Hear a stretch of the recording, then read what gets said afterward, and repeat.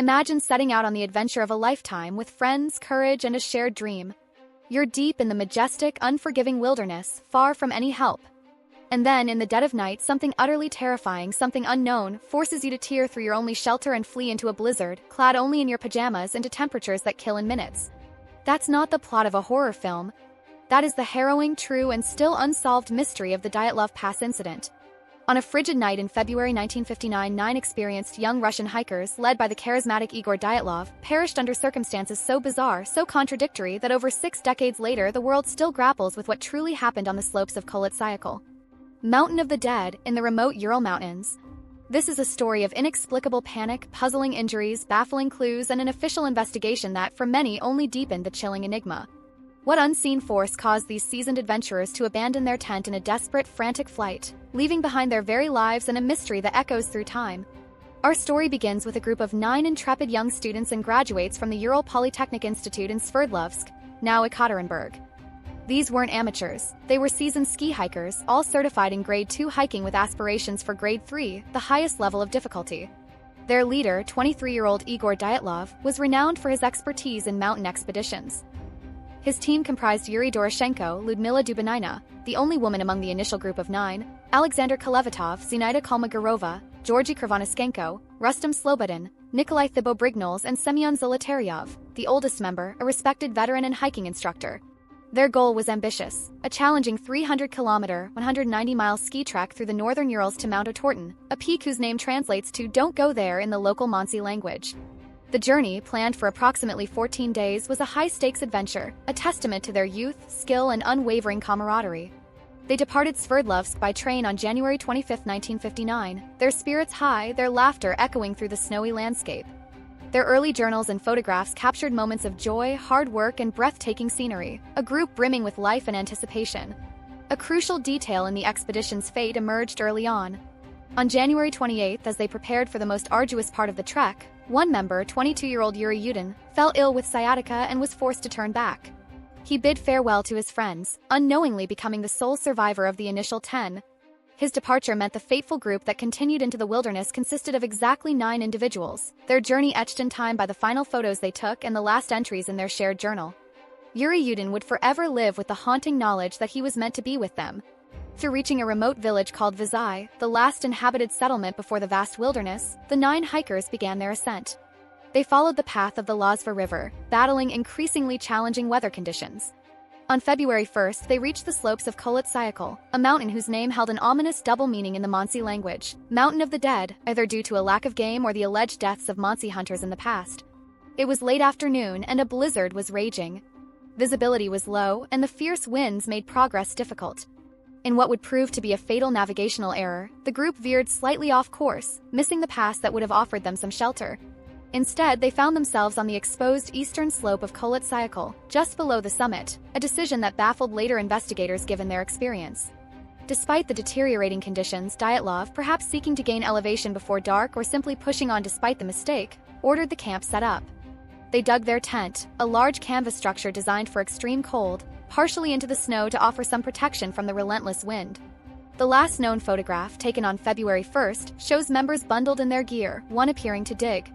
The last journal entry, likely written that night, was mundane, noting the setup of the tent, a stove being lit, and a general sense of tiredness. There was no hint of dread, no foreshadowing of the unimaginable horror that awaited them just hours later. It was a seemingly ordinary evening for an extraordinary group of adventurers. The agreement was clear. Dyatlov's group would send a telegram to the sports club at their institute in Sverdlovsk as soon as they returned to Vizhai, no later than February 12th. When that date came and went without a word, there was initial calm. Delays were common in remote expeditions. A day or two passed, then another. However, by February 20th, with no contact, alarm bells began to ring. The institute mobilized. Yuri Yudin, the hiker who had turned back, helped organize the search. Volunteers, students, and eventually the military and aircraft were dispatched to the northern Urals. The search was vast, desperate, and hampered by the harsh winter conditions. Hope began to wane with each passing day. On February 26th, 2 weeks after the group's expected return, searchers finally located the tent. What they found immediately told them something was terribly wrong. Tent was partially collapsed, covered in snow, but critically, it had been cut open from the inside with knives. Inside, the scene was chilling. All their belongings were neatly laid out: warm clothes, boots, food supplies, cooking utensils, cameras, and journals. Nothing had been taken. It was as if the hikers had suddenly, violently, fled in an inexplicable panic, abandoning their only source of warmth and survival in sub-zero temperatures. Outside the tent, forensic experts discovered a trail of footprints leading downhill towards a dense forest. There were 8 or 9 sets of footprints, not all uniform, indicating that some hikers were wearing only socks, others a single shoe, and some were barefoot. This detail was crucial and utterly perplexing. What could make experienced mountaineers abandon essential gear and plunge half-naked into a deadly blizzard? The discovery confirmed that this was no simple accident or avalanche. Something extraordinary and terrifying had transpired. The search intensified, and over the next few days and weeks, the bodies began to emerge from the snow, scattered in a pattern that deepened the mystery. February 27th to March 5th. The first 2 bodies found were Yuri Krivonischenko and Yuri Doroshenko, discovered nearly a mile downhill from the tent near a large cedar tree. They were found side by side, partially unclothed, almost naked, with only underwear and socks. There was evidence they had attempted to build a fire, and their hands were burned, suggesting desperate efforts to stay warm. Minor external injuries were noted, but the extreme frostbite was clearly the cause of death. 3 more bodies were found between the cedar tree and the tent, indicating they had tried to return to the camp. Igor Dyatlov, the leader, was found about 1,000 feet from the cedar tree, lying face up in the snow, wearing some clothes but without boots. Zinaida Kolmogorova was found further up the slope, still alive but suffering from severe frostbite and a cracked rib, though the official report later attributed this to a fall. Rustam Slobodin was found roughly halfway between Dyatlov and the tent, with a crack in his skull, approximately 7 inches long. All 3 showed signs of death by hypothermia, but Slobodin's skull fracture was an initial point of confusion. The first 5 bodies presented a grim picture, a group inexplicably fleeing their tent, ill-equipped for the elements and succumbing to the cold. But the injuries on Slobodin hinted at something more. The search for the remaining 4 hikers continued for another 2 months. The heavy snow had buried them deep, and it wasn't until May 4th, when the snow began to melt, that searchers made the most horrifying discoveries.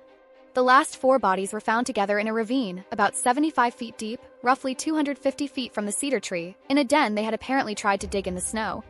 Ludmila Dubinina was found kneeling, face down, in a stream flowing under the snow. Her most shocking injury was the absence of her tongue, eyes, and part of her mouth. Her body also showed significant internal bleeding and a crushed chest. Semyon Zolotaryov had a severely crushed chest, with several ribs broken on both sides. Nikolai Thibobrignol suffered a cracked skull, similar to Slobodin's but much more severe. Alexander Kolevatov had a variety of soft tissue injuries, including significant damage to his face and a depressed skull fracture. What made these injuries so perplexing was their nature: severe internal blunt force trauma, equivalent to being hit by a car, yet with almost no external bruising or soft tissue damage. This was a medical anomaly. Furthermore, tests on Dubinina's clothing revealed traces of radiation, a detail that would ignite decades of conspiracy theories.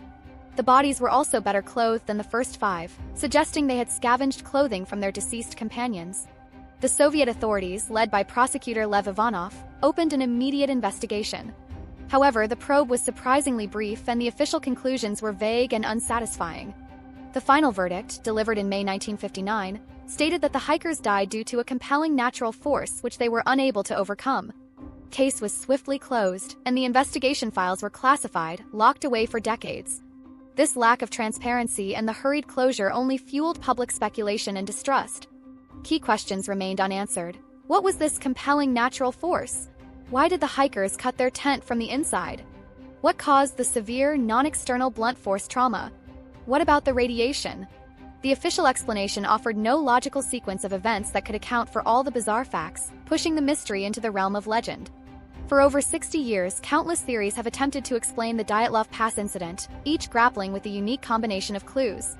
The avalanche theory, revisited. This theory, initially dismissed by the original investigators who found no typical signs of an avalanche, has gained renewed scientific interest in recent years. Proponents argue that a rare, localized slab avalanche, perhaps triggered by the tent's position or the hikers themselves, could have partially buried the tent and caused the initial panic and some of the blunt force injuries, like Zolotaryov's crushed chest and Thibobrignol's skull fracture, by impacting their heads or bodies against the ground or hard-packed snow while they were still inside or fleeing. The theory posits the hikers fled to the forest for safety, suffering from internal injuries, and then succumbed to hypothermia and further environmental factors. However, this theory struggles to explain the neat, organized trail of footprints suggesting no panic during the initial flight, the cuts from inside the tent, implying a deliberate exit rather than being crushed out, the distance the bodies were spread, and specifically Dubinina's missing tongue/eyes, though animal scavenging postmortem is a common counterargument. The infrasound theory. This intriguing hypothesis suggests that a rare weather phenomenon, such as strong winds interacting with the topography of Kholat Syakhl, could have generated infrasound, a low-frequency sound inaudible to humans but capable of inducing extreme panic, disorientation, nausea, and irrational fear. This could explain why the hikers suddenly fled their tent in such an unprepared state. However, it doesn't fully account for the severe, specific blunt force trauma found on some of the bodies. Paradoxical undressing and terminal burrowing. Hypothermia. This is a well-documented phenomenon where individuals suffering from severe hypothermia experience disorientation, often shedding clothing due to a sudden feeling of warmth, and seeking shelter in confined spaces, like the den in the ravine. This could explain the partial nudity of some bodies and the final resting place of the last four. However, this theory doesn't explain the initial collective panic that drove them from the tent, nor the non-external blunt force injuries. Military testing/cover-up. This theory is fueled by the radiation on Dubinina's clothing, the official secrecy, and the severe internal injuries that resemble blast trauma. Suggests the hikers stumbled upon a secret Soviet military test, perhaps an experimental weapon or a parachute mine, that caused a powerful concussive force, leading to their injuries and panic. The military then allegedly covered it up, retrieving bodies and planting the natural force explanation.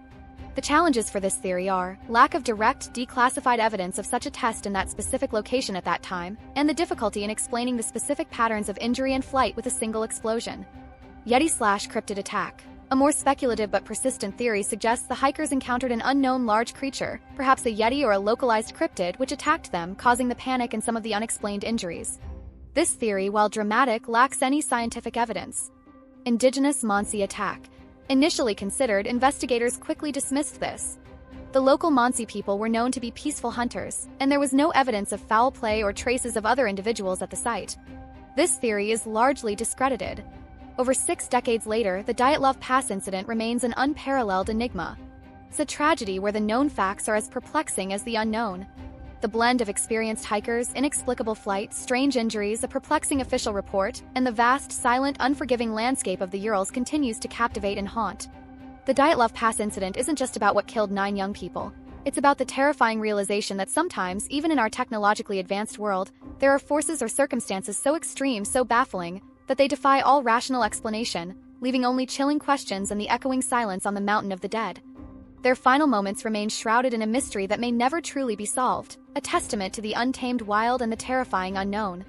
The Dyatlov Pass Incident continues to puzzle and disturb us, a chilling reminder that some mysteries refuse to be solved, leaving us to wonder what unseen force truly unleashed such terror on that snowy mountain.